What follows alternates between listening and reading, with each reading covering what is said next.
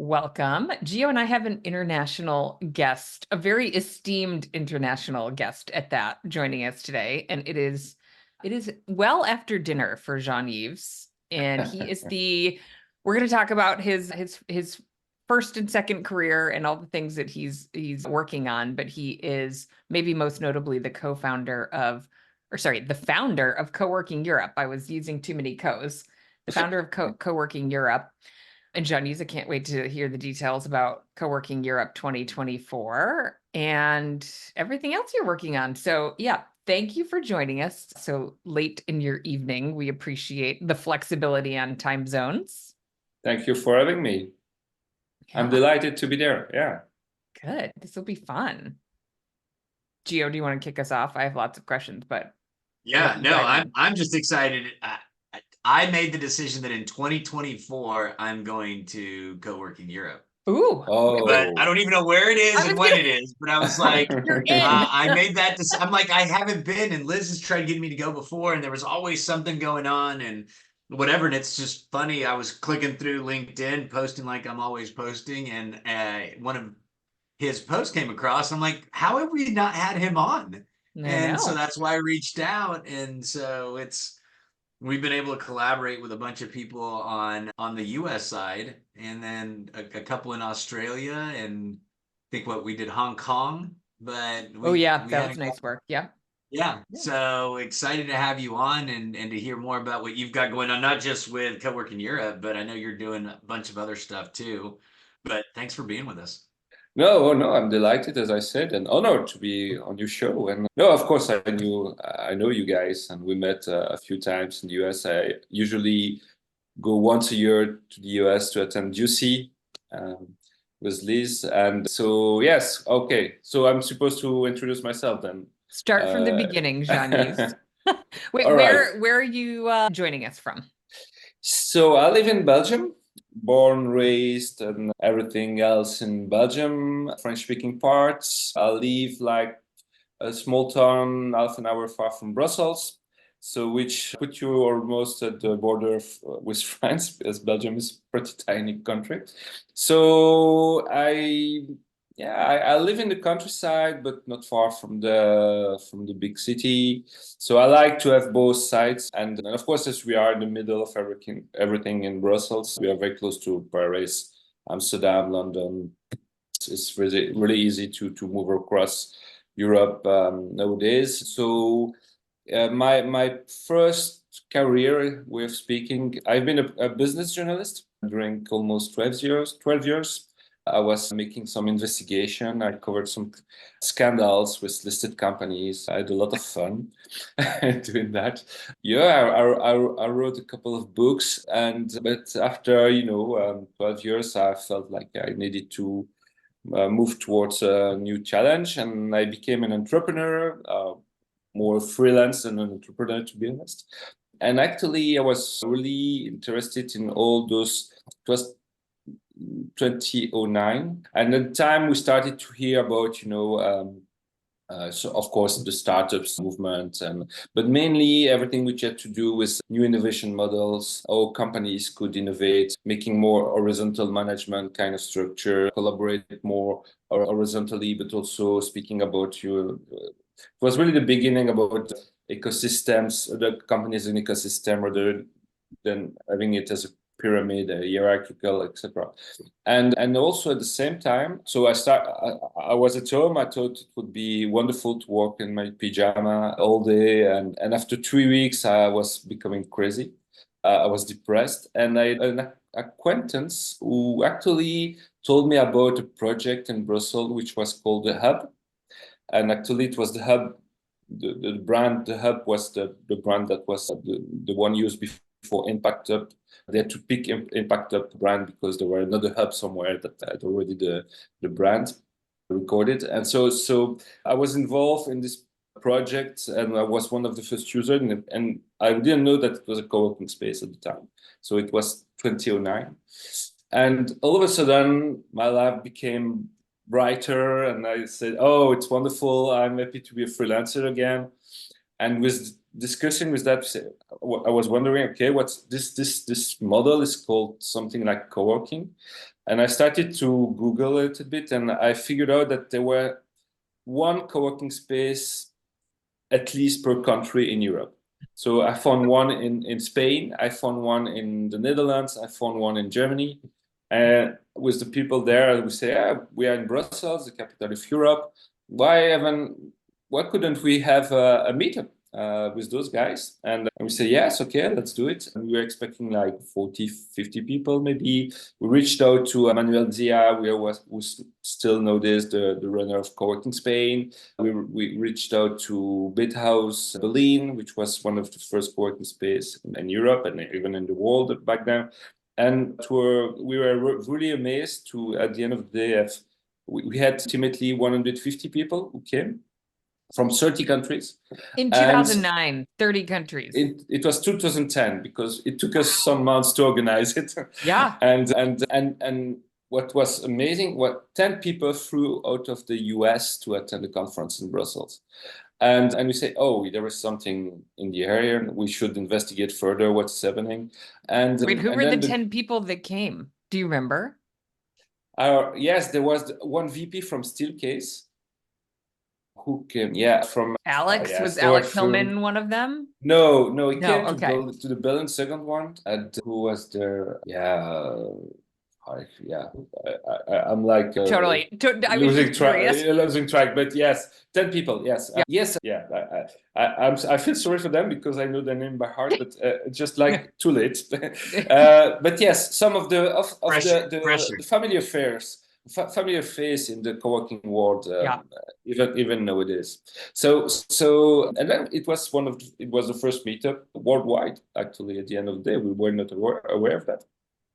And then the guy from Berlin said to us in Brussels, "Oh, we should have it in Berlin next year." I said, "Yeah, sure. How can we do it?" And then they say, "Oh, we have this Bethouse venue," and then we went to Berlin. It was 250 people, and then the guys in Berlin, the guys from Paris said, "Oh, come over to Paris. We need to have it," and then that's how it happened. It was as simple as that. And so yeah, and it was funny because, for instance, the Berlin conference, the second one, was the first co-working conference Adam Newman ever appeared on.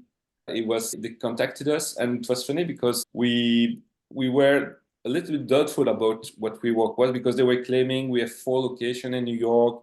And we were not aware that co-working space could be more than 1 location back in the days.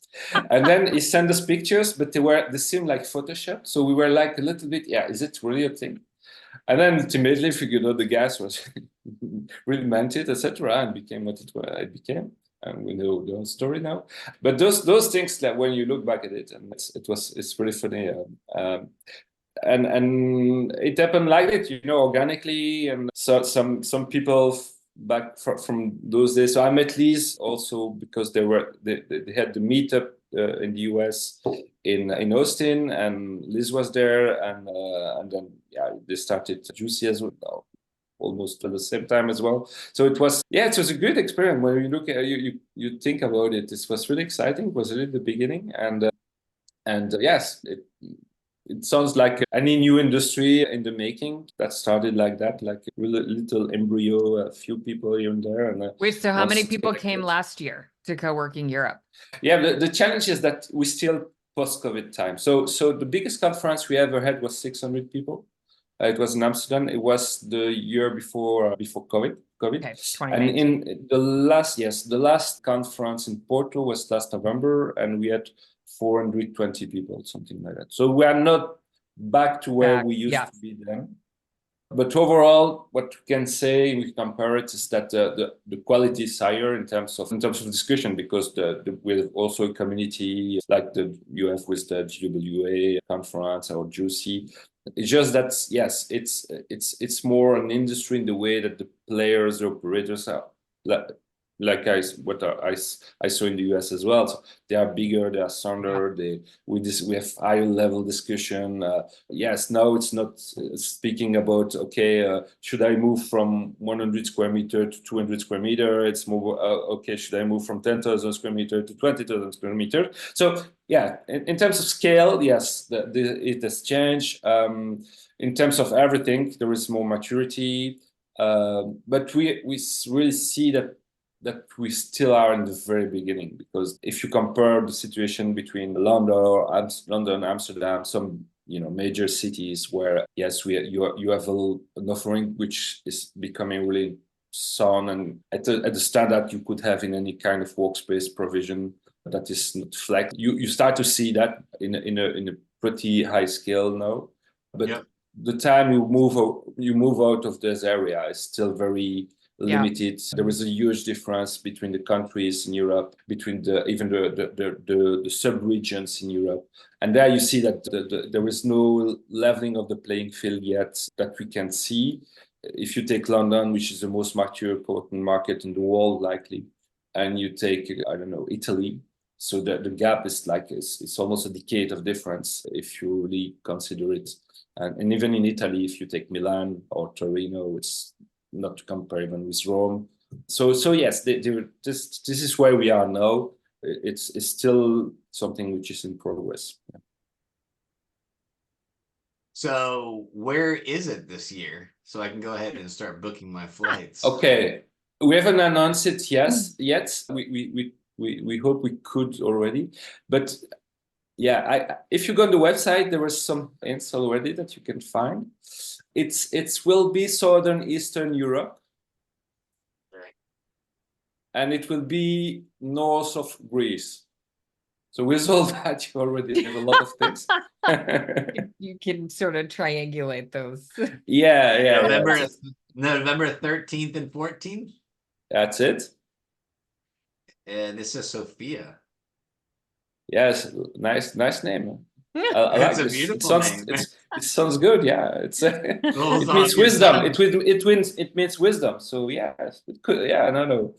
Yeah, we go to Bulgaria. We go to Bulgaria this year, and because yes, there is a lot happening there. It's also a kind of emerging ecosystem, but it's going very fast, and they have a lot of different things because they are very well recognized destination for digital nomads, traveling workers, because there is a lot of mountains. There was in Basco, you might have heard of them. It was Coworking, it's key resource for traveling workers. And Matthias Zeitler was a founder. Now he created a new location, which is called Semkovo. And actually it is converting a former big hotel that was the ski resort for the nomenclatura of the communist time in Bulgaria, from what I understood. And now it converts it into a co-working, co-living, huge thing. So there are some interesting ventures there that we see coming.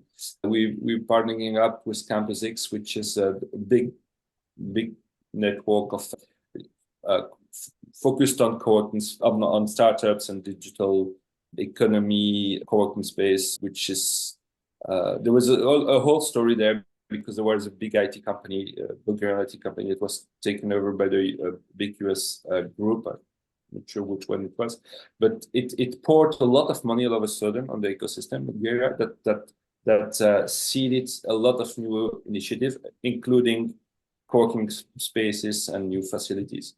And it's not only about digital economy, etc. You have also a very nice ecosystem or landscape of very professional needs, service office provider, co-working, which are top notch in terms of quality and the quality of the fit out and the furnitures and so it's definitely a very fast growing market. And yes, they are inventing their own story from that perspective. And also Bulgaria is very, very well connected in terms of flight connections, because there are some very good low-cost airlines that connect everything. Because there is a big deal of the population of Bulgaria who used to work in Western Europe and back and forth between Western Europe and Eastern Europe now. So that's, we knew the people there. We never had been in Bulgaria or this area in Europe yet in 15 years time. So it was ticking a lot of boxes. So. And the Office R&D team is there. I bet Miro never thought there would be a co-working conference in Sofia. Oh yeah, they're very excited thrilled. about it too. Yeah. No, because that's good that you you bring it as well. It's of course there is Office R&D also, which is there, which is one of the important player, not only in Europe but in the US as well. For co-working management system. And we met with Miro, and they are aware of what is happening, and so as I said, that it ticks a lot of boxes, including this one. Yeah, for sure. I love it. Okay, so when you're not planning conferences, what do you do? What else are you involved in? So it takes a lot of time to organize that kind of conference. I know. So every time I'm like, you have been through that. Yeah, you've been through that. Yeah. So the first year I had to do the GWA conference, I literally got hives. I've never had like a physical reaction to stress before. Oh, really? It's so much work. Yeah. So and I'm sure you've got it down by now, but even with Liz, every year I'm like, man, that lady. No, of course, we share a lot of. But also of every year you have to raise the bar. You got to be better than last year. It's a lot of pressure. Yeah, and imagine when there was a worldwide pandemic. Right. Yeah. So that you sold already 100 of tickets, and that you have to cancel it twice because we were supposed to have it in Vienna in 2020, and then it was canceled. And then we were supposed to have it in Vienna again. And the only city in Europe that was locked down in 2021 in fall was Vienna. The only one. Yeah. So we went to Barcelona to organize it online, and while Vienna was locked down, and it was quite an experience. It was pretty extreme, to be honest. But yes, so when I'm not organizing it, we are involved in. So I had my own co-working space in my small town Namur. I was also a partner for co-working space in Brussels, but not in the operation. And I sold it after COVID to my partner because it was too much. I was a little bit burnt by what we went through. And then we are working on a new online services to create the possibility to roam across co-working spaces, but in a peer-to-peer way, not with a side platform. So we are busy with that now. I do some consultancy, but I hate it, to be honest. This is not a very good marketing pitch for you. No, don't hire me. Don't hire me. I'm a patient. No, it's not that. But I think if you want to do it properly, you have to be really involved in it. And I like, I think it has to do with my journalist background. I like to understand the big picture. I like to tell about it. So when I do it, more of a macro than like a micro. Yes. Yeah, I have a similar challenge. Exactly. So I love speaking about the market and where it goes, how it integrates in the other shifts you see in the society, in the economy. We were in Saudi Arabia last week to tell about it, because they, with the Vision 2030, they want to become the Dubai the real Dubai of the Gulf area, and so this was to speak about it because they were. You can't count. I'm sure you go through that every day. People think they know what co-working is, and actually they have a vision which is so narrow, or which dates the year 2010. And for a big deal of people, it's only about the startups. For another big deal, it's only about the freelancers.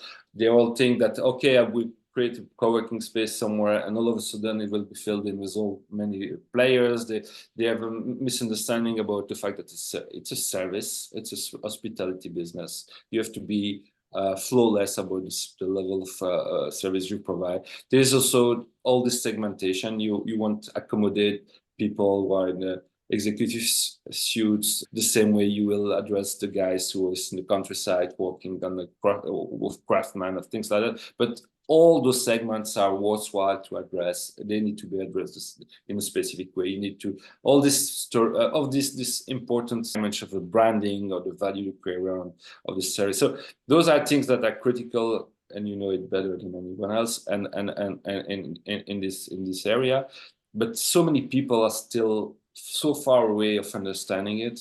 There is a lot of fantasy about it. So a big deal of my time, if for that part of that time I allocate to that, is more explaining that and trying to make a reality check with them to tell, hey, wait a minute, it's not exactly how you see it. And the fact that we're in touch with so many players through the conference mainly is we always have an example of, okay, they did that, but this way they were successful, the other way they weren't, or they missed it. Never get rid of, always have in mind and know exactly what your local ecosystem is. That's so critical. Silicon Valley, London, Amsterdam, the drivers are so different than if you take, I don't know, Dresden or Bordeaux or places like that. It doesn't mean that there is not a market for coworking there, but it's the way to address it, the way to position it, it will be very different. And most of the time, people who didn't make the homework enough are missing it out. And almost all the time, Jean-Yves. Almost all the time. Yes. And homework. this is Nobody likes to do homework. That's no fun. I just want to do it. Exactly. I'm better. My dog ate my homework. Exactly. Although so ironically, that's it. You make people do their homework. Yeah, it doesn't mean they listen.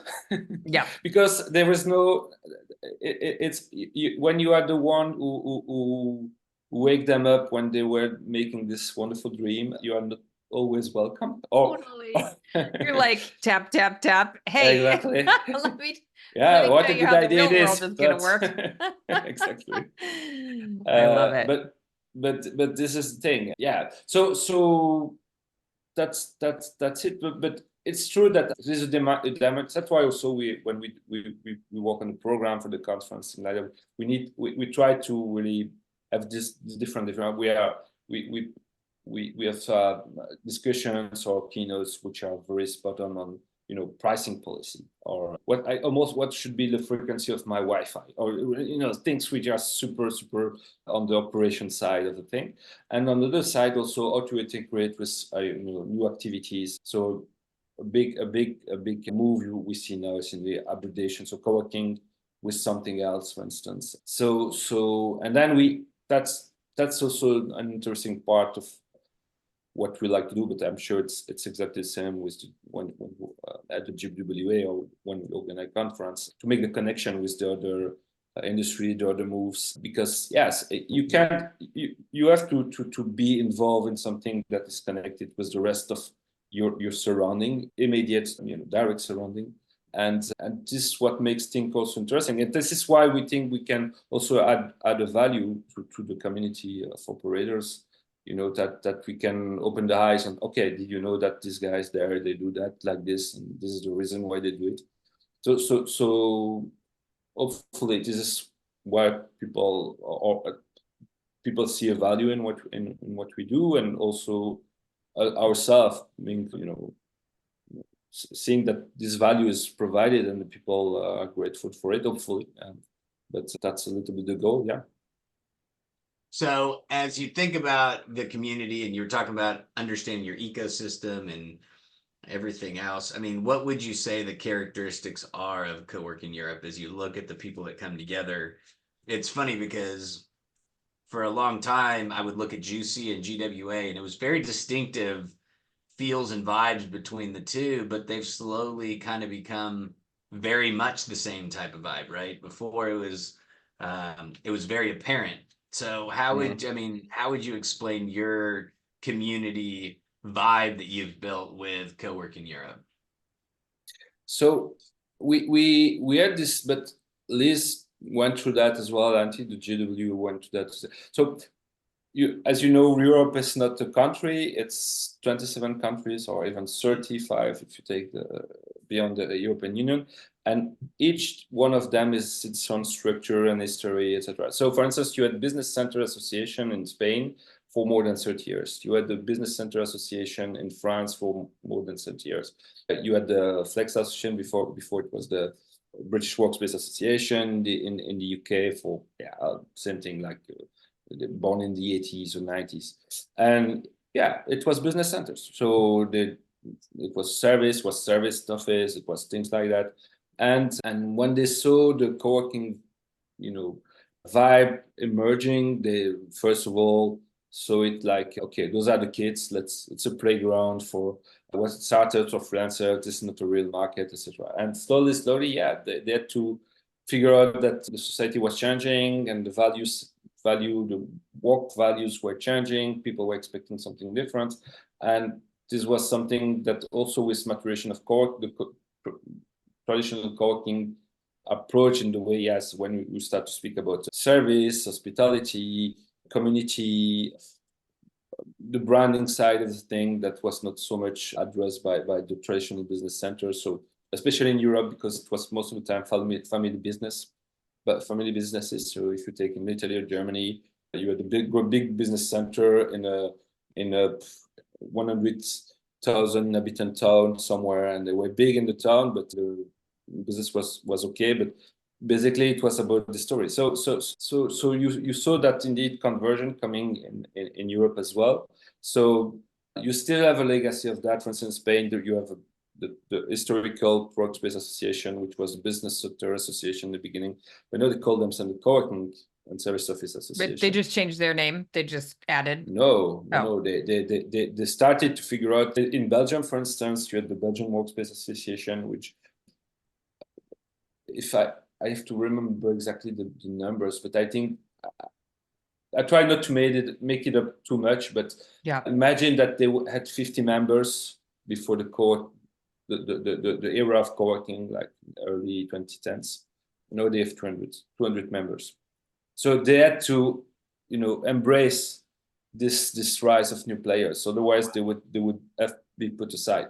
Yeah. And the coolest, the one where we're seeing the highest level of growth were those who were calling themselves co-working.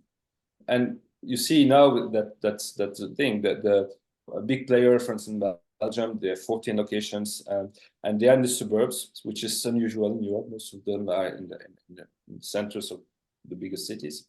They very early in the process, like more than 10 years ago, they refurbished the whole ground floor. They put colors. They didn't go as far as having a barista, but they had some cool social areas. They had a small event area. Started to communicate on social media, things like that.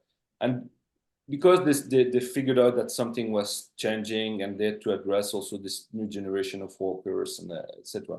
And at the end of the day, it benefited a lot the traditional business, which was private office. So it was really about integrating everything that made the success of everything. Whereas, as we experience also in the US, we're of course closely connected, and where the original co-working players and crowd, they were very jealous about this co-working is hot desking in the area, and they were really stubbornly saying that's only about that. Whereas we struggle to say no, co-working is more about it's not about the product. I like the word stubborn. Yes, yeah, but we went through that. We had to try to accommodate everybody. We tried to be from the beginning on very realistic and very communicable about everything, and inclusive. We saw that there was a change in the traditional business center world, and the co-working part. Those who were staying in the idea, okay, co-working has to be only with that kind of people, and fit with this and this principle, and everything else is bad, is evil. We never felt comfortable with that, and also it was from economical perspective, it didn't work. You needed the private offices, you needed to have a higher standard of service. The day you started to have businesses or small or bigger businesses, you needed to fit with minimum level of requirements of quality, of security, things like that. And so with time you saw that the conversions start to happen. So it means that what you experience with the GWA or what Juicy experienced also on the side, is similar to what happened, but not on a European level because there had never been a business center conference on the that European scale. encompassed. Yeah. Exactly. So we leapfrogged that step. So Coworking Europe became distinct from the beginning on, gathering both sides of the move or tide. Well, but what is true is this structure of the traditional legacy, historical side of the business center that were there from the 80s on, and the new co-working players that were born in the early 2010s and had both their even association. They started to collaborate more and more to look more and more similar. Yes, there are still some differences. So you will have a big dinner or big gala dinner in London for the BW, for the Flexana, they changed the name in the UK, or Pro Workspace, whereas Coworking Spain or Juicy, it will be sometime more like something cooler, or it's less formal maybe. Yeah, less formal. But aside of that, the convergence is clear, and there is room for both as far as I see it. They're still there. And Germany, they have even 3 associations, but it's there was used to be some fights or some. Okay, they still have to fix some things on that level. But if you take a big country such as France, they still have nothing. That's and they might have a small meetup here and there, but it's not very structured. They have an association, but it's still a bit conservative. But things are. I was at the Italy conference for the historical association for business center in Italy, and same story. They want to embrace co-working. They know it's the future. They know that it's what inspires them in the way they build up their business further. They become more connected with one another, and it's both a matter of survival for them, but also a matter of, if they don't do it, they become invisible. Because so Jean-Yves, speaking of inspiration, I mean, growing up, is there anything in your childhood or in your family or any interactions that have inspired you to be who and where you are today? Well, I know. It's a good one. No, I always love this 2 sides of being, living in the countryside and being global in the same time. I travel a lot, but on the other hand, I come back always to my small town. I love it. Of course, it's easy, as I mentioned previously. So I love to be able to speak about the co-working market in Seattle, because I was there with you guys, or in Chicago, and say, okay, those are the points of comparison. Those are the main differences. This is a trend we see in Chicago nowadays, that you should expect to come in Amsterdam or in Brussels soon, or not. Oh, why is it happening here? Let's investigate and ask our partners what they think about it, the approaches who come on stage. Let's discuss it bilaterally, or have it in the program of Coworking Europe. So it's at the end of the day, it's also about this capacity, I think, to bridge everything and to learn from it, and push things further, to help things move faster and further through those connections, etc. So I think I don't know if it comes from my childhood, but yes, I always wanted to be part of the big world. You can go home and sort of have your quiet time after you've done your global travel. Yeah, when I don't have a podcast at 9 p.m. And then totally, yeah, exactly. Aside from that, Touche. But is it? No, definitely. But I think I'm very average from that perspective. I think it's the other thing is, indeed, but I think it touches everyone's personality. I think I'm very independent. Although I was in the media business, where I had a lot of freedom, as there was still too many layers above me. I felt like I needed to do things on my own, and I think I'm super happy I made this choice. But as we said, I am in this industry by accident, but also because it was so connected with what were my fields of interest at the time, as for innovation, entrepreneurship. When one of the first trip I made after, when I became freelancer. We organized a group of people. It was really the beginning. No one was speaking about the startup world in Europe, or at least in Belgium. And we made a trip to San Francisco, to Silicon Valley. And it was a haha moment as well, because I figured out as well that, okay, that's the culture of the future. And that's this culture that can be, ingrained on in 500 square meter in co-working space, even if the way you operate from a business or societal perspective in your small town in the middle of Poland or Belgium, it's not the natural way to operate and to interact. But in a co-working space, that what I saw in San Jose or San Francisco, etc., could actually happen, and people will be receptive to that and open up to this ease of interaction and connection and seize the opportunities when they are there, and move in the direction and create things thanks to the dynamism that you can experience and somehow artificially create in a co-working environment. So that's likely drove also my interest in co-working, and yeah, I'm more convinced than ever that that's what is happening nowadays. So another question: mountains or beach? For Bulgaria. No, for you. Which do you prefer, the mountains or the beach? In winter I like skiing, and it's sorry, it's From it's Europe, half you can half. say both a lot easier than you can here. Yeah, well, but yeah, but you have very nice mountains, no? Yeah, no, but no, I like to ski in winter and beach in the summer for sure. Although, yeah, no, beach, yeah. I like beach. I like have my pile of books that I never read during the year and lay on at Transat and try to read as much as possible. And yeah, beach is perfect for that for sure. Wait, where do you ski? Do you ski in France? Yeah, Okay. it's the closest. Yeah. In the French Alps, I mean, that doesn't suck. That sounds horrible. Yeah. Yeah. How do you do it? No, it's 8-hour drive, something like that. Skier or snowboarder? Ski.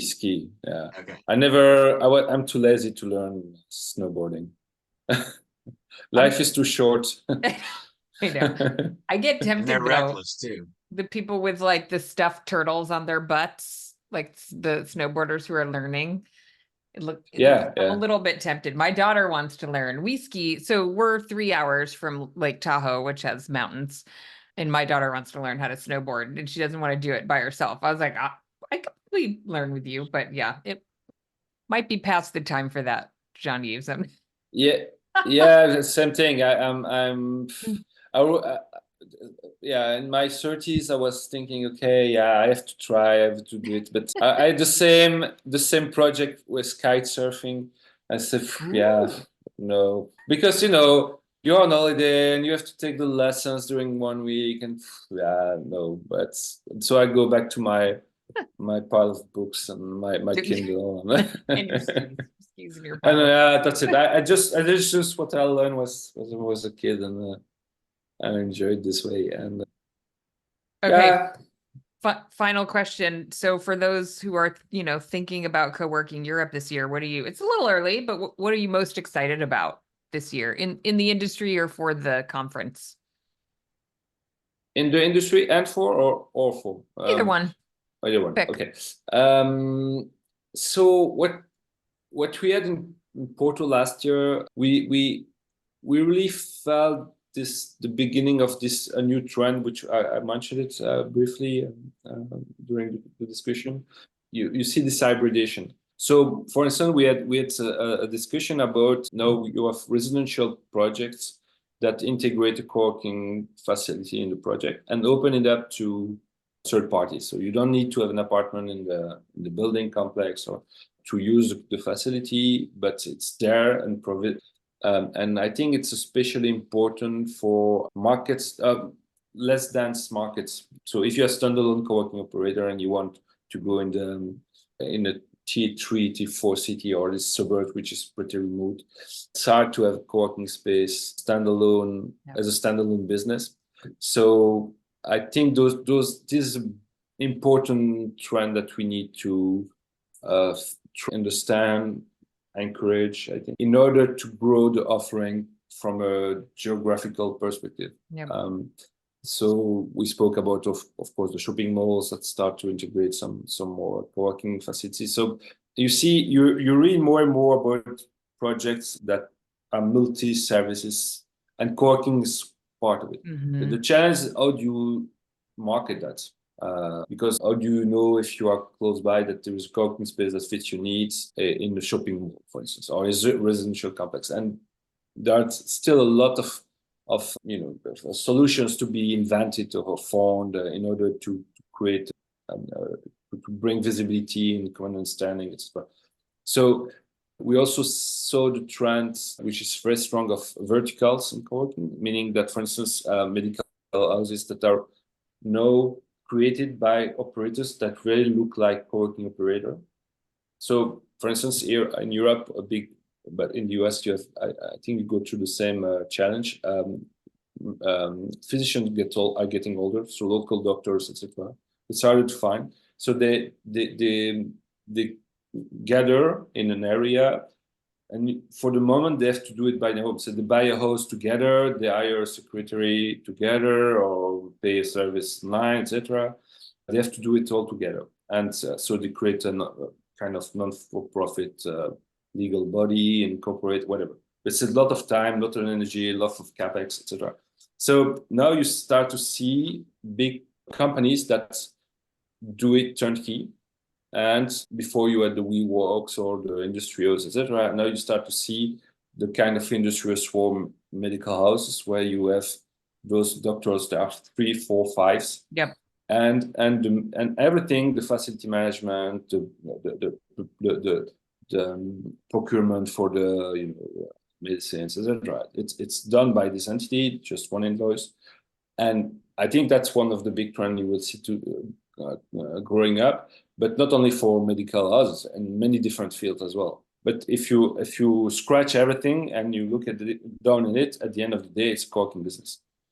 And so I think this in Sofia, we will really try to investigate and deep further and to understand better what's happening. So we have the representative of those new companies that come up and share the experience on that field. We, of course, a lot of things related to the operation side, so smart lock, so AI will be a big thing as well. So how do we integrate that nowadays?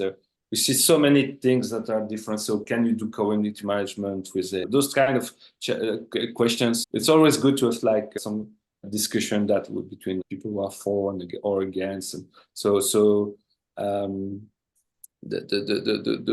those things are very fruitful, and we like it. Of course, it's fun. We have a lot of, but like at Jubilee or Juicy, the side part is interesting as well in terms of we have this joyful, there are things to visit. We have the co-working tour as well.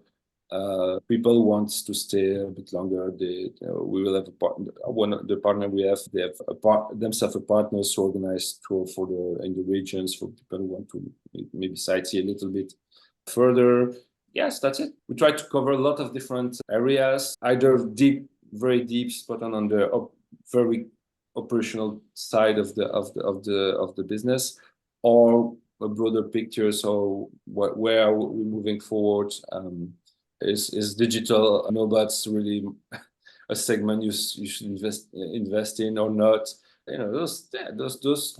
We like also hard questions to address it in a blunt way. So that's our trademark a little bit, working Europe. And so hopefully you can find what you look for, whichever it is related to co-working.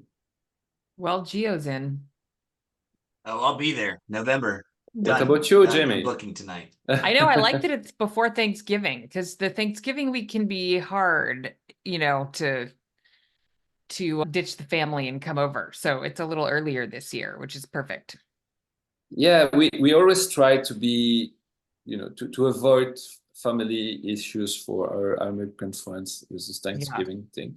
Wait, but when But this year we did it, yeah. Yeah, so I don't know. I have to. Sophia looks really beautiful. I've never considered going to Sophia until this just came up, and I just Googled. I mean, it looks amazing, and it's maybe a bigger city than I would have thought too. So yeah, It's Um, 2.5 million, I think, something like that. No, what is amazing is it's surrounded with mountains. You can even see there is a ski station on top of one of the mountains. You can see it from the city center. It's I've never been to Denver, but it made me think of how Denver could look like. yeah, And yeah, but it's a former communist city, so of course. Yeah. So we will be in the what they call the Cultural Palace, which is a huge building just in the middle. It's the iconic building that you can see in Sofia. So yeah, there is a lot of history there. So we're fortunate enough in Porto to have also very historical iconic building, and we were happy because it gave some experience and connection with the soul of the city from that perspective. And so hopefully we can bring a little bit of that this time as well. Food is delicious. It's not well known enough. Food in Bulgaria is really good. good. Food is important when traveling. Yeah, no, sure. No. Sold. Okay, Jean-Yves, we're gonna let you go have your glass of wine and pick up your book and get ready for tomorrow. Thank you for taking the time to do this. We super appreciate it.